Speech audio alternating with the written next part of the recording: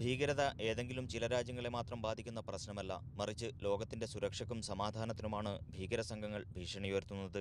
ലോകത്തിന്റെ ചില മേഖലകളിലാണ് ഭീകരവാദികൾ പ്രവർത്തനം കേന്ദ്രീകരിച്ചിരിക്കുന്നതെങ്കിലും അവർക്കെതിരായ പോരാട്ടത്തിൽ എല്ലാ രാജ്യങ്ങളും കൈകോർക്കേണ്ടതുണ്ടെന്ന് യോഗത്തിൽ കുവൈത്തിനെ പ്രതിനിധീകരിച്ച ലഫ്റ്റനന്റ് ജനറൽ മുഹമ്മദ് ഖാലിദ് അൽ ഖുദർ പറഞ്ഞു. ഇതിനായി ആഗോള പദ്ധതിക്ക് രൂപം നൽകണമെന്നും കുവൈത്ത് പ്രതിനിധി അഭിപ്രായപ്പെട്ടു. അമേരിക്കയുടെ നേതൃത്വത്തിലുള്ള IS വിരുദ്ധ സഖ്യത്തിന്റെ 8ാമത് യോഗത്തിൽ 29 രാജ്യങ്ങളുടെ പ്രതിനിധികളാണ് പങ്കെടുത്തത്. പ്രതിനിധികൾക്ക് പ്രതിരോധ മന്ത്രി ഷെയ്ഖ് ഖാലിദ് അൽ ജറാഹ് അൽ സബാഹിന്റെ ആശംസ സൈനിക മേധാവി കൈമാറി.